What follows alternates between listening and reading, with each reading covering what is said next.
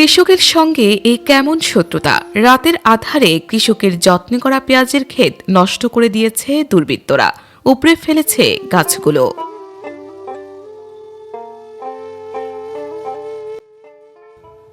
আমি প্রত্যেক বছরই মোরকাটা চাষ করি। এবারও ইনশাল্লাহ এখানে ৪৪% পেঁয়াজ লাগাইছি। কয়েকদিন আগে একটা ক্ষতি করছে, তার কোনো পদক্ষেপ নেইনি। এখন আজ রাত্রিবেলায় আমার এই পেঁয়াজগুলো ক্ষতি করছে এবং আমার কোনো শত্রু নাই, কিন্তু এরা শত্রুতামূলক আমার এই ক্ষতি করে এদের লাভ কী? এখানে আমার অনেক টাকা ইনভেস্ট করা হয়েছে, তে এর একটা সুষ্ঠু বিচার চাই। ঘটনাটি ঘটেছে রাজবাড়ীর পাংশা উপজেলার পাট্টা ইউনিয়নের পাট্টা গ্রামের চীনের মাদে নামক মাঠে।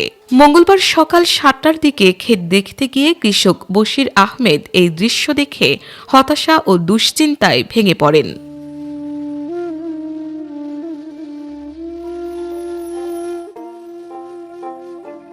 ক্ষতিগ্রস্ত ক্ষেতের মালিক কৃষক বশির আহমেদ জানান, তার ৪৪ শতক জমিতে মুড়ি কাটা পেঁয়াজ চাষ করা হয়েছিল। গভীর রাতে কে বা কারা এক পাশ থেকে পেঁয়াজের গাছ উপড়ে ফেলেছে এবং ক্ষেতের মধ্যে ছড়িয়ে ছিটিয়ে দিয়েছে। এতে পাশে থাকা অন্য ক্ষেতের পেঁয়াজও নষ্ট হয়েছে। স্থানীয়রা ঘটনাটির তীব্র নিন্দা জানিয়ে বলেন, এটি কোনো একক ঘটনা নয়। এক সপ্তাহ আগেও একই জমির অন্য পাশে একইভাবেই রাতের আধারে পেঁয়াজ ক্ষেত নষ্ট করা হয়েছিল।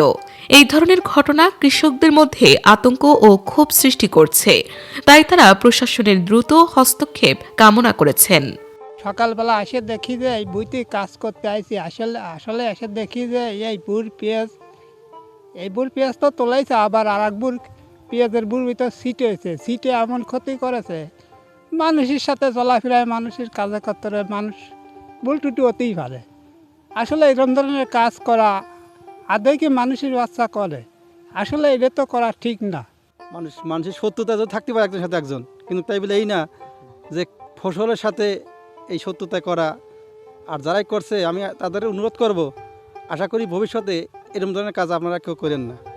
কারণ ফসল পরিশ্রম করে করা আর একটা সন্তানকে মানুষ করা সেম একই, কিন্তু আসলে এই যে কাজটা করছে, এই কাজটা আসলে তাদের অনুরোধ করব আমি যে আপনারা ভবিষ্যতে আর কেউ এরকম ধরনের কোনো ক্ষতি করবেন না।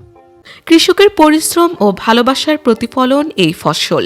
রাতের আধারে তা ধ্বংস করা শুধু অবিচার নয়, এটি মানবিক দৃষ্টিকোণ থেকেও হৃদয় বিদারক।